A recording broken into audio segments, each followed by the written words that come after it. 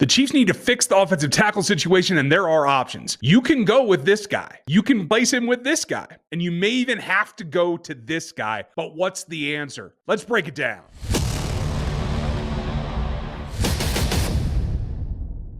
Welcome back, everybody. I'm Ryan. This is RGR. Ryan going rogue. That's what that means. Welcome in. And I always have to tell people that because it doesn't seem to be lost in translation as much as it used to when I do that. So welcome in. Hope you guys are doing good. I know it's a fraught week. Everybody's concerned about the tackle position, and there are options. There are things that we can do. So let's go through it and break it down. What I think is the best may not be what you think is the best, and it may not be what the team thinks is the best option. But I'm going to tell you the truth, like I do every week. This is what I would do if I was in Andy's situation. And I think that this is the best way forward. So, Coach, this is my recommendation to you. Make sure you guys like, sub, hit the bell, become part of Rogue Nation. That is our inner group, our membership group. You can click join below and you can get down in there. You get all my notes. You get all the takeaways, all of our rants, our inside information that we don't share in public. You get that behind the members wall. So go check that out. Here's the bottom line. Wanya Morris didn't play well enough. He is playing hurt. We have to continually remind everyone that this is a legitimate thing.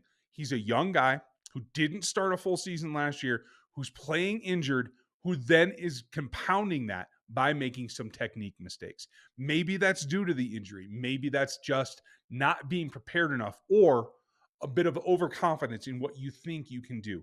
From my point of view, a lot of it, as you're going to see here, is technique, is hand placement, is a lot of the little things. But let's be real. Wanya Morris, of the options that are available, is probably the least athletic option that they could go with. Wanya is going to get sat. I don't think he's going to be available. They have to let him recover.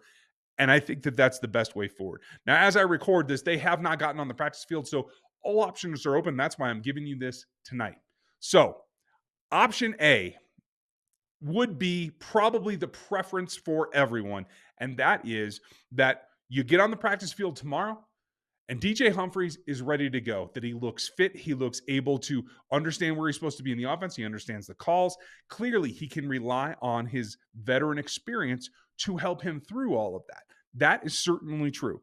The question is, there's a difference between being able to run around on a practice field and get through 2 hours of an Andy Reid paced practice, which is significant, and I'm not trying to undermine that. But there's a difference between that and playing what in this offense this season is 60 to 75 plays, snaps against Khalil Mack and Joey Bosa and whoever else they choose to run out there. Who knows if all those guys will even be healthy? But the question is, it's not jumping into like a team that doesn't have pass rushers. You're going to get confronted with power, particularly by Mack, if you are on the left-hand side of this Chiefs offensive line. And I do feel that DJ Humphries is the best option to go if he's able to go. Now, what if he's not? Do you play him for a first half? And maybe he's exhausted at that point, and then you bring someone else in. I don't think that that's the best way to go. I've heard that theory thrown around a little bit, especially by some talking head reporter types that don't understand how this game works and how flow works and how feel works inside of a blocking scheme. So I'm throwing that out right now. It's not a halvesies kind of thing. You can either play or you can't, and that's it. And I know that every offensive line coach in this league feels the same way. So there's my insight that maybe you're not going to get from anybody else right off the bat. If DJ can go, you go with him. If not, the best way to get into the action is with BetUS and their deal with code YouTube150. You can start playing today with that exclusive offer. You can get into all the football that you want, whether it's this week's matchup for the Chiefs, whether it's getting into the season-long odds against Super Bowl, against the division. The Chiefs are heavily favored in a lot of those, but there are plenty of bets to be made. And you can do it all at BetUS, where you can get 150% of your deposit bonus up to 3 times and up to $2,000. Use YouTube 150 today at BetUS. In my personal opinion, I think it is time to get Kingsley Suamataia back on the field for a couple of different reasons. One, you got to have somebody in there. Maybe that's DJ, maybe it's Sua, but long-term, beyond this season, et cetera, it's going to be Suamataia. We've talked ad nauseum about his confidence. Well, I also think that there's some things lacking in his technique as well, mostly because I don't feel that he's been given enough reps. When you come out of the starting lineup, you no longer practice with the ones. You're not getting, maybe you get him a stray rep or here or two here, but you're not practicing with Mahomes all day. You're not practicing next to Joe Thuney all day. You're swapping in at best. More likely, you're just running with the twos. And that is not good enough to continue to develop a tackle prospect that you want to be your starter eventually.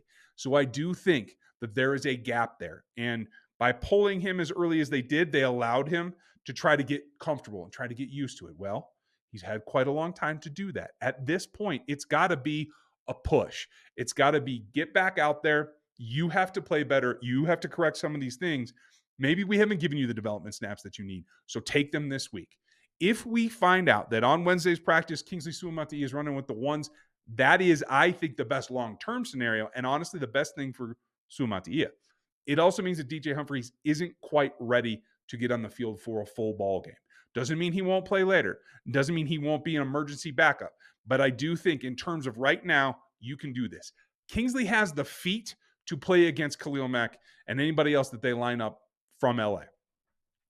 It's not going to be a speed rush around the outside. He's going to be able to keep players in front of him. He's going to have to take on a bull. He's going to have to take on a long arm, and he's going to have to play with his butt down, with his anchor ready. That is absolutely true. But it's not like he's going to get run around. I don't think the same threat is there. You'll have to watch mentally because they will overload behind a Khalil Mack. If I were them, that's what I would do. And you have to be careful with that option. But I think long-term, that's probably the best. Right now, DJ's still the best. The third option is old Joe Thuney. And I know a lot of folks want to see it. Joe is an emergency tackle. He is a stellar athlete and so much experience. He's able to make do for a short time. 75 snaps against Khalil Mack, I'm not sure that's going to be the case. Joe can get extended. He's not as long as Mack.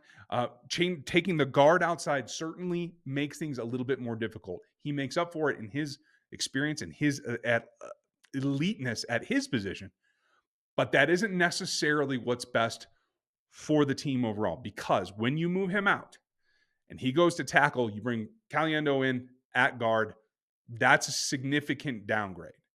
And even though the tackle might be struggling, keeping Joe inside, I think keeps the overall line structure at its best it can be, and you just have to game plan around helping the tackle. That's what I would do. So job one or option one, DJ if he's ready. Option two, Kingsley, let's go and let's help him out. Give him some tight end help, not necessarily running back chips, tight end help where they stay in and block, or a sixth offensive lineman. And then third, emergency, is start Joe Thuney. Other than that, that's how I see it. That's what I would do. I want to know what you think. Put it in the comments. Make sure that you subscribe. Get in the conversation. We are live post-game every time, as well as Monday nights, the Q&A that we answer all your questions. So make sure that you're there and ready to go. Thanks for joining me today, and I will talk to you next time. Thanks for watching this video from the team at RGR Football. Click these videos to see more and subscribe to RGR Football.